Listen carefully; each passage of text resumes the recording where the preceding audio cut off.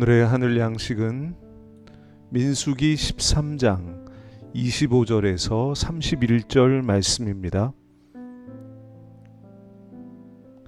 40일 동안 땅을 정탐하기를 마치고 돌아와 바란 광야 가데스에 이르러 모세와 아론과 이스라엘 자손의 온 회중에게 나와 그들에게 보고하고 그 땅의 과일을 보이고 모세에게 말하여 이르되 당신이 우리를 보낸 땅에 간즉 과연 그 땅에 젖과 꿀이 흐르는데 이것은 그 땅의 과일이니이다.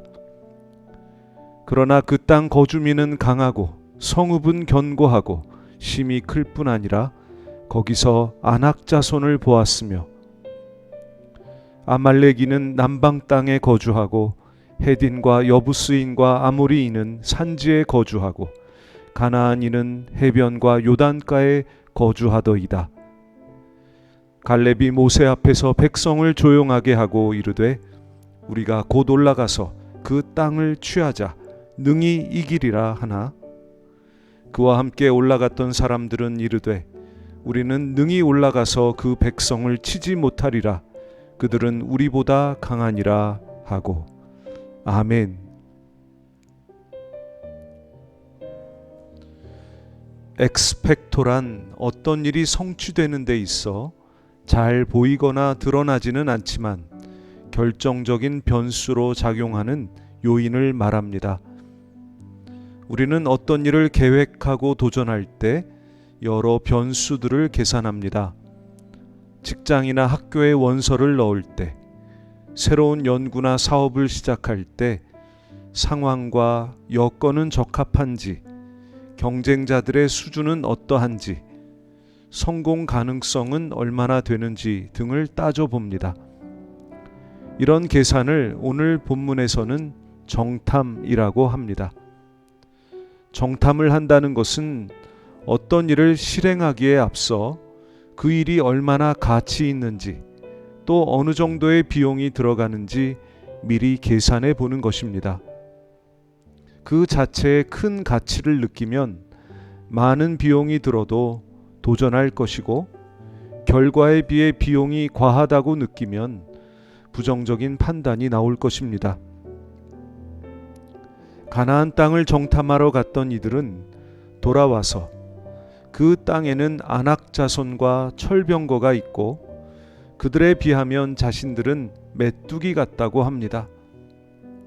하나님이 주실 땅이라는 믿음의 시각이 아닌 그저 눈에 보이는 비용만 계산한 정탐꾼들은 스스로 열등감에 사로잡혀 메뚜기처럼 작아져 버렸습니다. 그러나 갈렙은 우리가 곧 올라가서 그 땅을 취하자, 능히 이기리라 라고 선포합니다. 갈렙의 정탐은 왜 결과가 달랐을까요? 그의 계산에는 하나님의 변수가 포함되어 있기 때문입니다. 이것이 바로 엑스펙토입니다.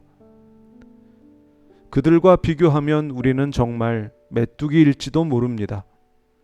그러나 하나님이 함께 하시면 이길 수 있습니다. 우리가 지금 이곳까지 우리 힘으로 왔습니까? 우리가 홍해길을 냈습니까? 애굽에 10가지 재앙을 만들었습니까? 언제나 하나님의 변수 때문에 우리가 지금까지 승리한 것이 아닙니까? 정탐하지 않고 계산하지 않고 무조건 도전하는 것은 믿음이 아닙니다. 하지만 그 계산에 하나님의 변수, 하나님의 팩토를 포함시키지 않는 것도 믿음이 아닙니다. 하나님이 모세에게 말씀하십니다. 이 백성이 어느 때까지 나를 멸시하겠느냐? 내가 그들 중에 많은 이적을 행하였으나 어느 때까지 나를 믿지 않겠느냐? 정말 하나님을 믿으십니까? 그러면 우리 계산에 반드시 엑스펙토, 하나님의 변수를 포함시키시기 바랍니다. 하나님이 개입하시면 어떤 문제도 이길 수 있다는 믿음이 있습니까? 우리의 창조주이신 아버지 하나님, 세상의 계산이 아닌 하나님의 계산을 신뢰하는 삶을 살게 하여 주옵소서.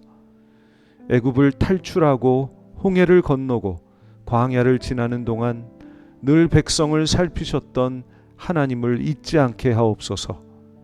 강하고 담대한 믿음을 갖게 하여 주시옵소서.